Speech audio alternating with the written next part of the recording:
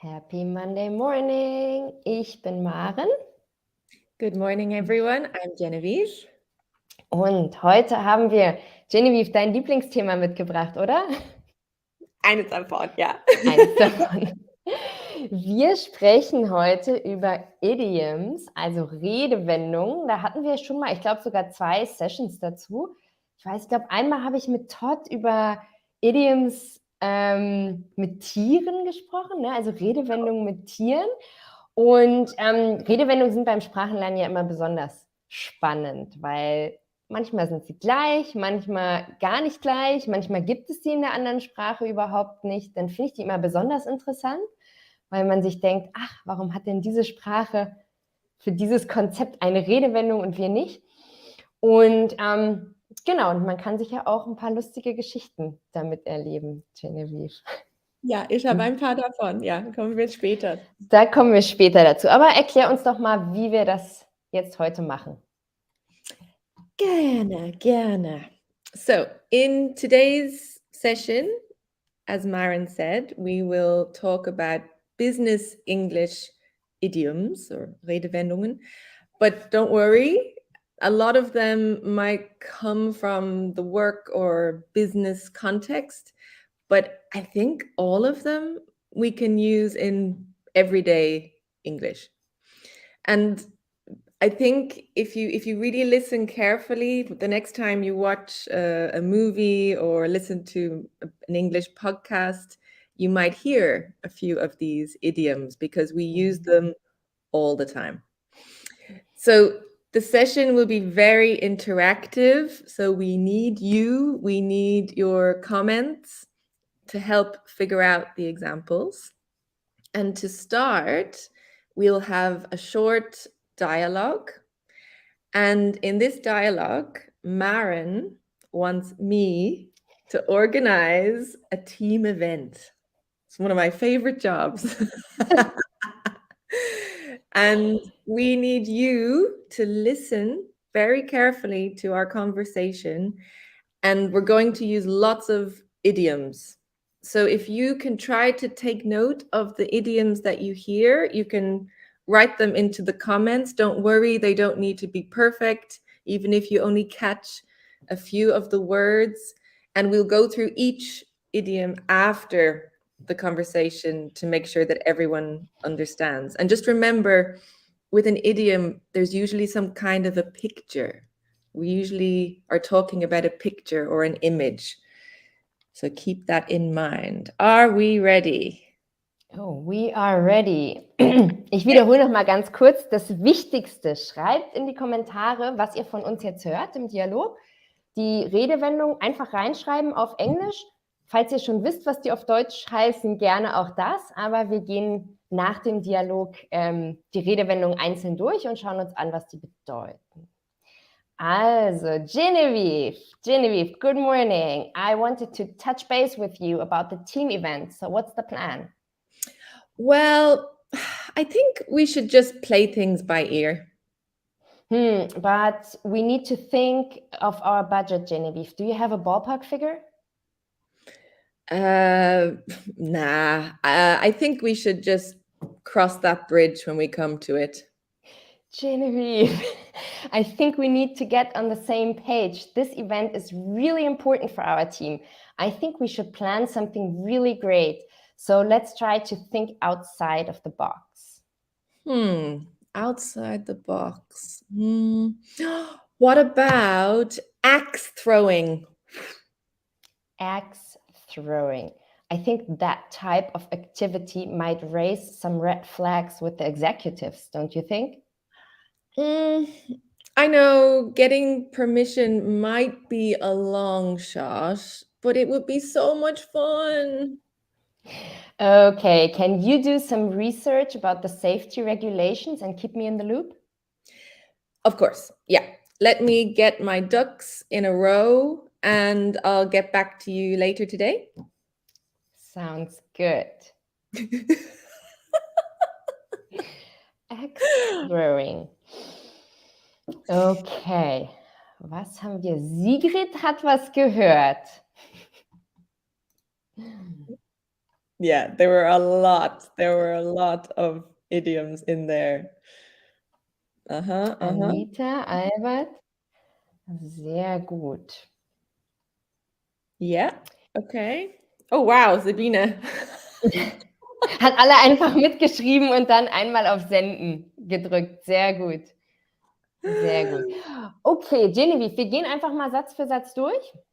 Und dann Super. machen wir das Gleiche nochmal, dass wir sagen euch das Idiom, das wir benutzt haben. Und wenn ihr wisst, was das auf Deutsch bedeutet, könnt ihr in den Kommentaren gern raten.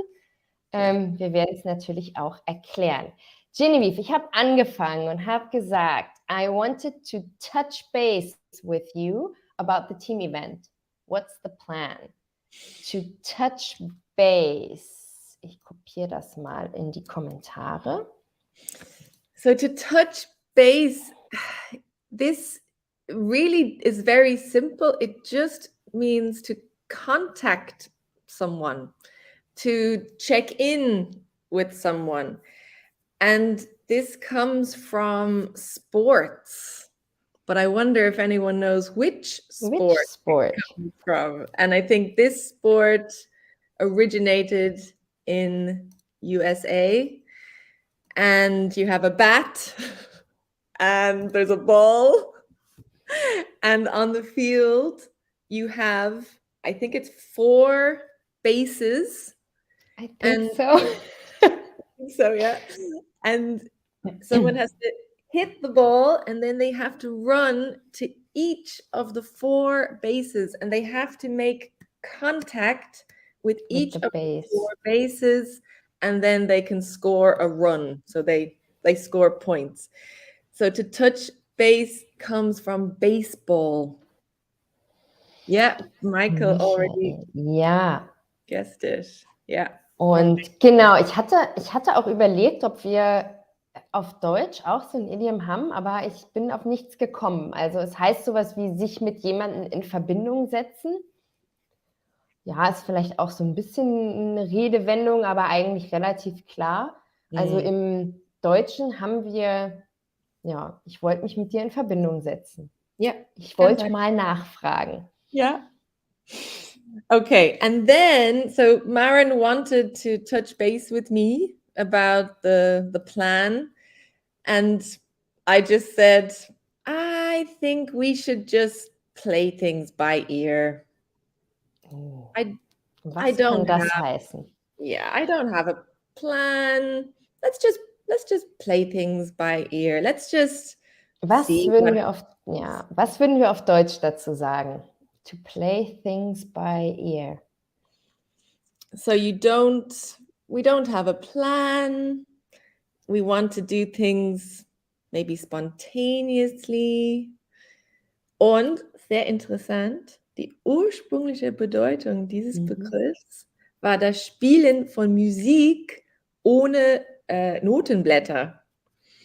So to play things just by ear, you just play them. Ja, nach Gehör spielen. Aber wir benutzen es nicht so. Also wir sagen nicht, lass uns mal das Team-Event nach Gehör spielen. Nee. Würden wir, glaube ich, nicht sagen. Was sagen wir auf Deutsch? Hat jemand, ich habe eine Sache, die so ein bisschen ähnlich ist im Deutschen. Ja, das Schöne ist an diesen Business Idioms, deswegen haben wir die auch gewählt, wir haben im Deutschen gar nicht so viele in der Businesswelt, wie man im Englischen hat. Deswegen können wir hier so ein paar, nach Gefühl, schreibt Lady. Genau, ich habe gefunden, es drauf ankommen lassen. Ja. Ja, mal sehen, Christian, genau. Ja, wir schauen einfach mal sehen. Oder spontan entscheiden. Aber so eine richtige Redewendung haben wir im Deutschen da auch wieder nicht. Also. Okay. Ja, okay. Dann habe ich zu Genevieve gesagt. But Genevieve, we need to think of our budget. Do you have a ballpark figure of how much it will cost? A ballpark figure. Moment, da kommt sie. Eine Ballparkfigur. Ein Ballparkziffer, Was oder? ist das? Hä? Ballparkziffer oder Ballparkzahl? Ziffer, ja, Figure, genau. Figure kann natürlich auch sowas wie eine Zahl sein oder eine, Ja, ja. hier ist eine Zahl, auf jeden Fall. Kann man auch sagen, a Ballpark Number? Ja, Ja, also ja. eine Ballparkzahl. Was ist das? Was könnte das bedeuten? Wer hat das schon mal gehört? Sabine hat schon was geschrieben. So yes, this also comes from baseball. And it's another way to say I want an estimate. I just want an estimate. And this is a really interesting one. I had to check this. So im Baseball, also das Stadion hat eine bestimmte Anzahl von Plätzen. Am Tag des Spiels schätzte der Kommentator die Anzahl der Zuschauer, die das Spiel besuchten. Mhm. Und diese geschätzte Zahl wurde als Ballpark-Zahl oder Ballpark-Figure bekannt. Wahnsinn. Und heute nutzt man das so bei allem, wenn Firmen irgendwie Oh ja, Meeting über die Kosten nächstes Jahr oder wie teuer die neue Maschine ist, die wir kaufen wollen. genau. Ballpark Figure? Ja, Ballpark Number? genau. Und bestimmt niemand nutzt das noch, also im Baseball, weil alles ist jetzt so elektronisch, es ist so Weiß man einfach. sowieso, ja. Genau. Spannend. Ja, was hast du mir darauf geantwortet? Ha. Nah, I think we should just cross that bridge when we come to it.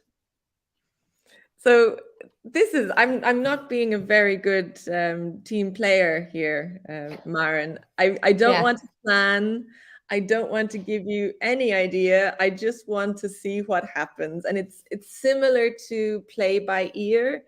I want to cross that bridge when we come to it. I don't want to think about it now. I want to think about it later. And it's like we should only deal with a problem, or we should only deal with something when it happens, if it happens, not before. And I think this is not a very good answer when we're talking about budget and costs.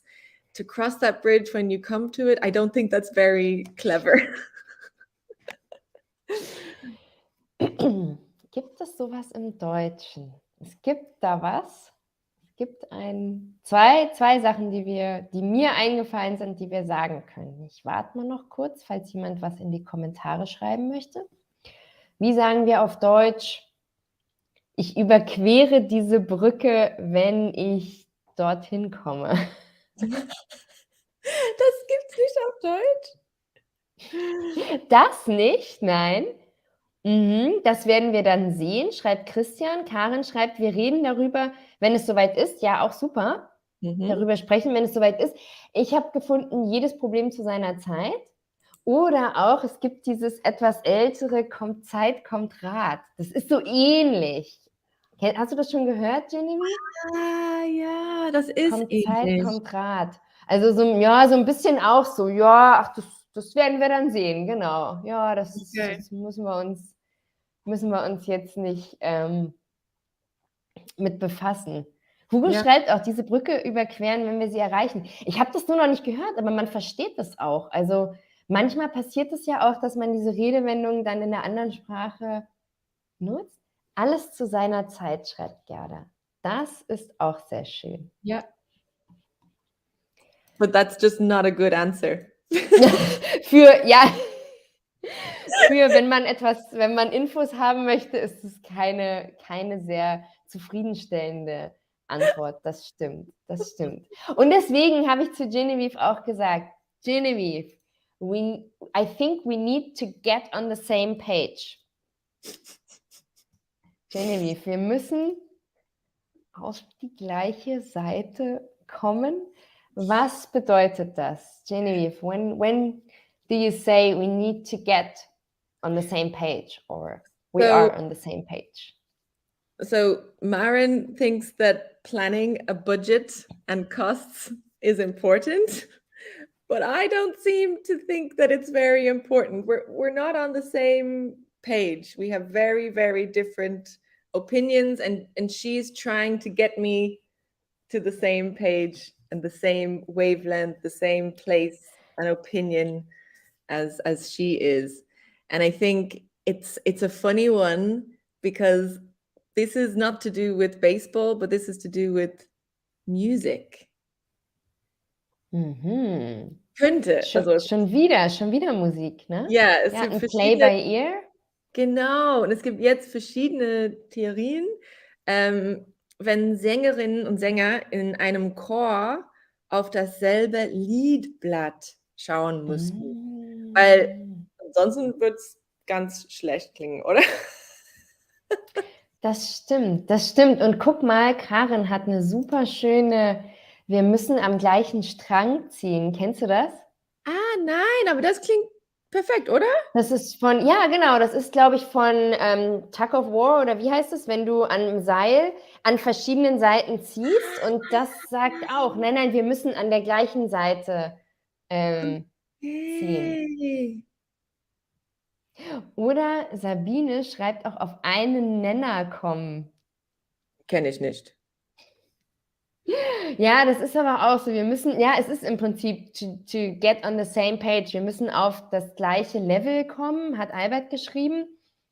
Also, siehst du, so viel habe ich das mit dem Strang habe ich auch gar nicht dran gedacht Wow. auf Deutsch. Siehst du, du lernst auch noch Redewendungen, Auf Genevieve. jeden Fall. Und, man kann auch so, auf derselben Wellenlänge.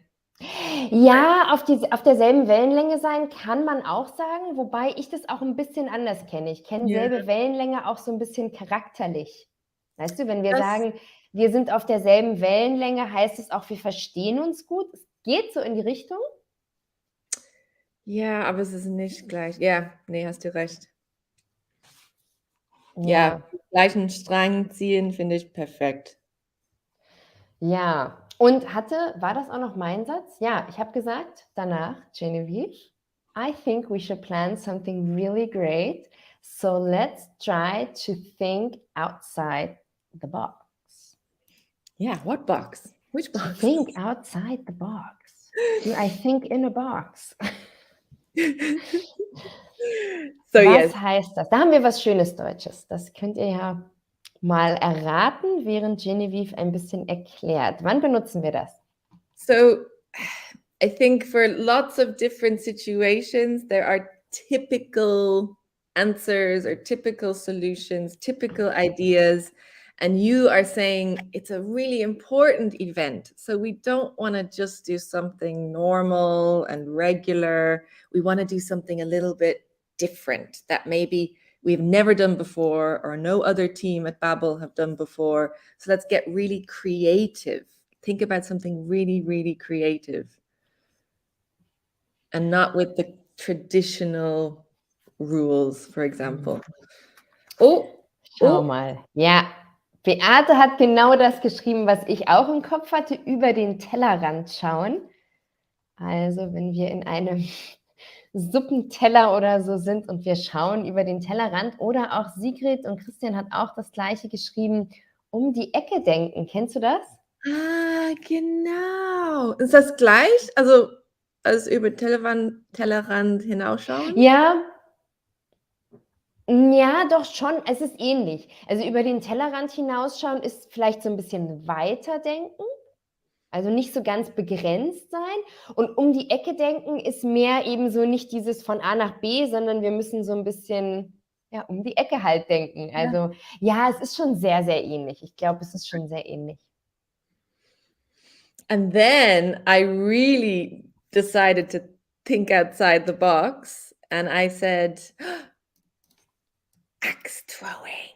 What about axe throwing? Come on, axe throwing. Axe And then throwing. Maren said, Yeah, Genevieve, I think that type of activity might raise some red flags with the executives.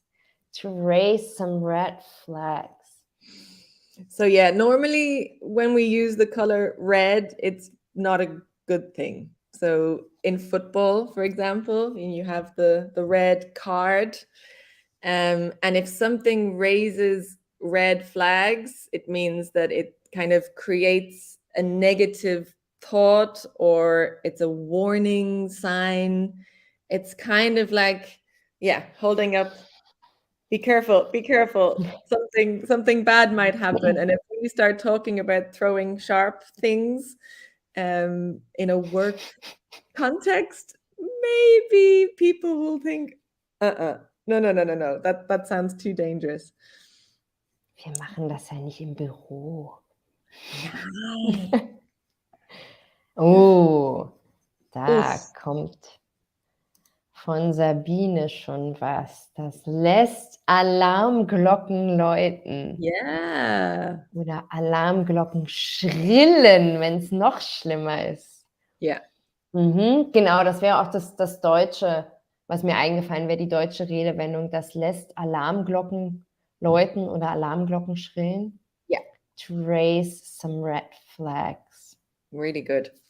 Und man kann auch sagen, to flag something, Genevieve, auch so als Yeah, I just Business-Idiom, don't so see, ähnlich. yeah, and I don't see that as such a negative thing. Nee, aber so als, wenn man sagt, man möchte auf etwas hinweisen, Yes. dann nutzt man to flag something. Hugo schreibt, die rote Fahne hissen. Ooh, is hissen Das hat- from hoist? Ja. Yeah. Also hissen, also so hoch machen. Hoist in English. Ja, Genevieve, was hast du denn darauf geantwortet? I understand that getting permission for axe throwing might be a long shot, but it would be so much fun if we could do it. Because I did this before. It's so much fun. So yes, a long shot. So if you're looking to do something or to get something, and if you think the chances, Wahrscheinlichkeit is sehr, sehr niedrig, it's not probable, then you would say it's a long shot. Und der Begriff ist nichts mit Baseball oder Musik zu tun. Nein, wo kommt das her? Es leitet sich von der Genauigkeit der frühen Marinegeschütze ab, die nur auf kurze effektiv waren und auf große Entfernungen kaum ein Ziel trafen. So sehr, sehr unwahrscheinlich. Unwahrscheinlich, ja. Es ist ein langer Weg, schreibt Karen, das ist auch nicht schlecht, aber ich glaube, bei Longshot ist auch diese Ungewissheit dabei, ne? Also dieses, es kann sein, es kann nicht sein, also vielleicht eher sowas wie eine spekulative Vermutung oder, das ist, ja, ungewiss, das ist nicht. Sehr unwahrscheinlich. Aber was ist mit Hugo? Er meinte, ein langer Schuss, sagt man?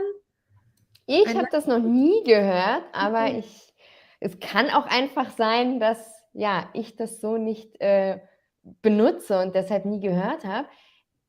Spekulation, schreibt Sabine, das ist, ja, so es ist so unsicher, genau. Ja, ich würde einfach unwahrscheinlich sagen. Es ist sehr unwahrscheinlich. Aber gibt es wirklich nichts genauer auf Deutsch? Weil wir sagen eine das immer. weit hergeholte Vermutung? Ja, sorry, wir haben nicht so viele Redewendungen in dem Bereich. Ein Schuss ins Blaue, das gibt es. Kennst du das?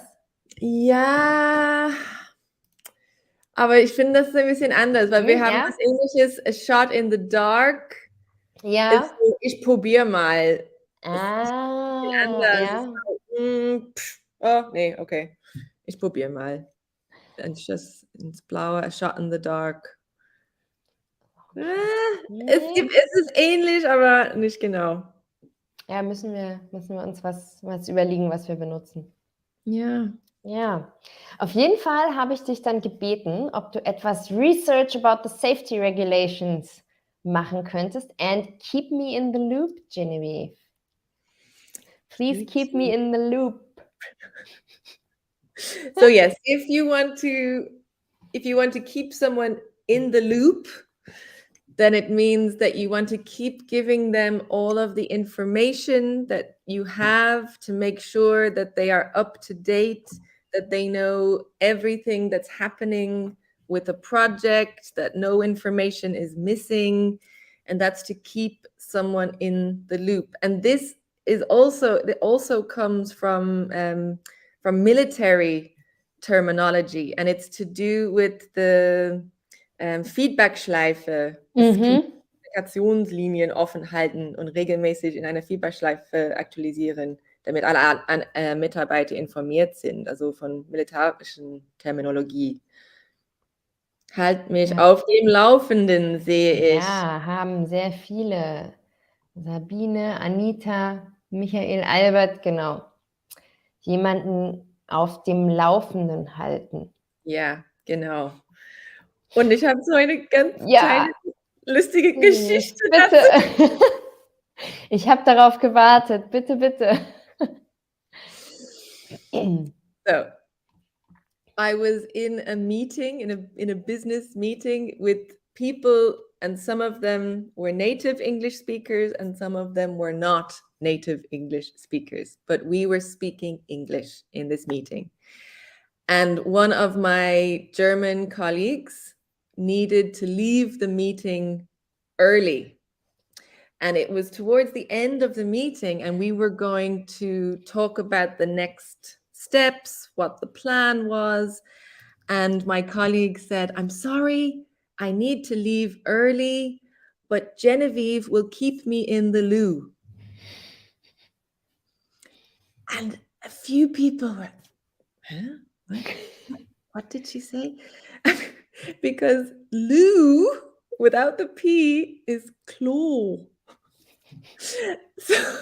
So this colleague of mine, she had heard this idiom many times, but didn't hear the P, and she knew the meaning. She knew that it meant auf dem Laufenden halten.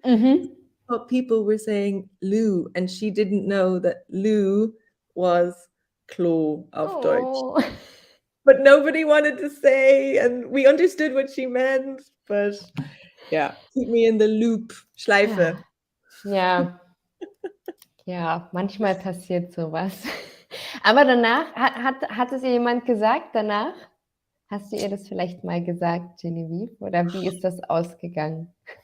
Vielleicht, also ich vergesse, ist so lange her.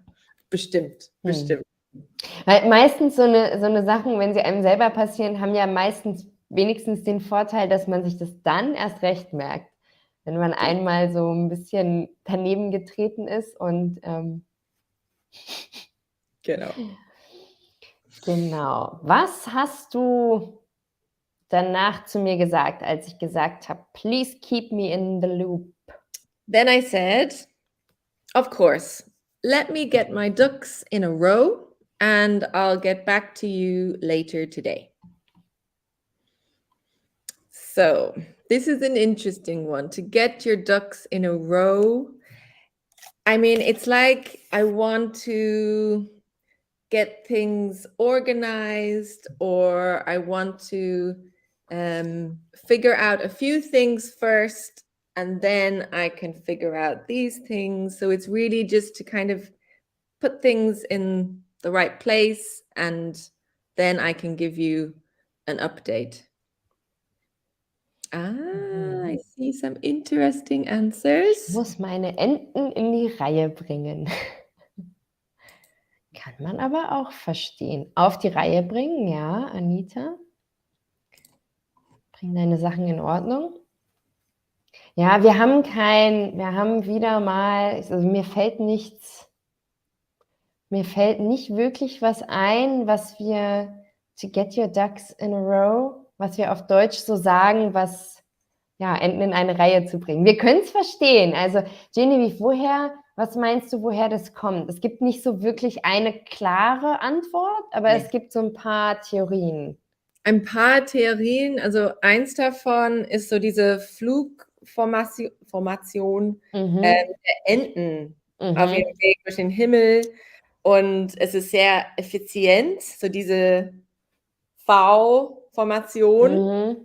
Und auch eine Mutter, eine Entenmutter, die Kleine, ist auch Ja. so diese Reihe zu bringen. Und es gibt auch eine andere Theorie mit, wie heißt das auf Deutsch, so Kegeln oder Ja, ja, Bowling, ja, Kegeln oder Bowling, ja. die an so diese, wie heißen die auf Pins. Deutsch? Also Oder Pins auf die Kegel, heißen die Kegel? Kegel?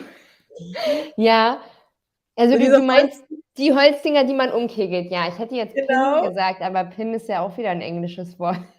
Es gibt auch so eine Theorie, also die hießen Ducks oder Enten Ah, damals ja, irgendwann. Und ja. man musste sie so in eine bestimmte Formation stellen, um die richtige Mhm. zu treffen. So. Aber weißt du, was ich auch noch gedacht habe, Genevieve? Vielleicht kennst du diese Jahrmarktstände, wo man mit so 'nem Luftgewehr so Enten abschießt? Die sind auch alle in a row. Vielleicht hat es auch was, vielleicht kommt es auch daher, oder? Ja, vielleicht auch. Vielleicht. Ja. Auf jeden Fall scheinen Enten öfters in Reihen zu sein. Ja. Sehr Okay. schön. So, wir sind ein paar mussten uns leider schon verlassen, aber wir haben noch ein allerletztes, Idiom. Yes. So now that's those idioms done and dusted. Done and So dusted. we went through the idioms, we explained them, we talked about them, and now I think they're done and dusted. So we have completed them, we have hopefully learned Mhm. them, we are finished with those idioms for today. So we would say they're done and dusted. Or it could also be for a project, or if you're cleaning the windows in your house, or if you're fixing something, whatever. It's just done and dusted. Mhm. Ah ja, pass mal auf. Also Gerda schreibt abgehakt, das ist auch super. Haken dahinter, Mhm. alles erledigt. Ich habe auch noch 2, die mir einfallen. Ähm, guck mal noch kurz, ja, abgehakt. Was können wir sagen? Das ist unter Dach und Fach, kenne ich. Hast du das gehört, Genevieve? Oh ja, habe ich. Das ist unter Dach und Fach. Oder was es auch noch gibt, das benutze ich jetzt nicht so oft, aber habe ich auch schon gehört, in Sack und Tüten sein.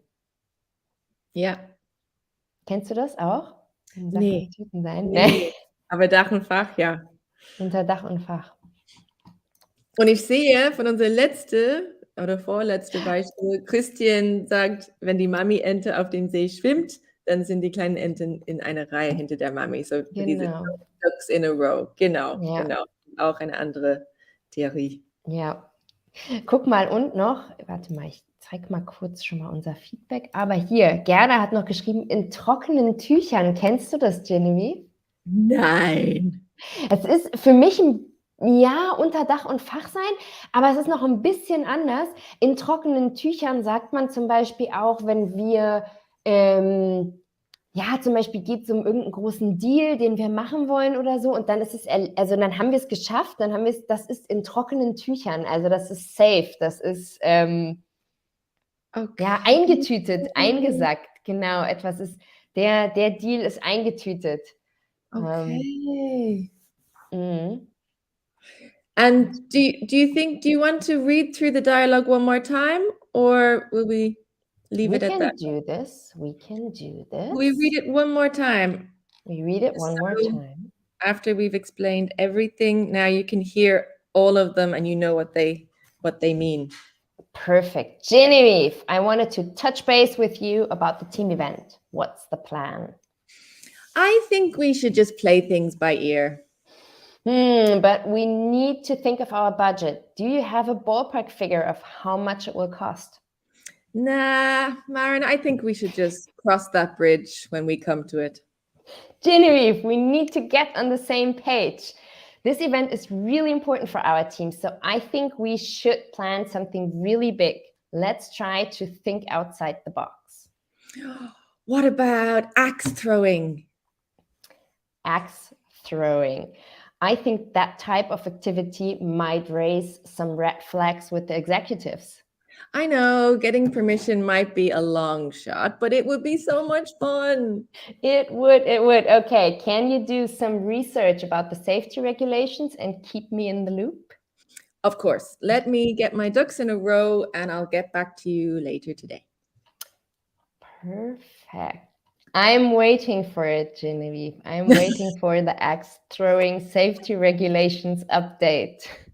And then you can tell everybody. I will. Okay, done and dusted. Done and dusted. Happy week, everybody, and see you next week. Okay, bye. Bye.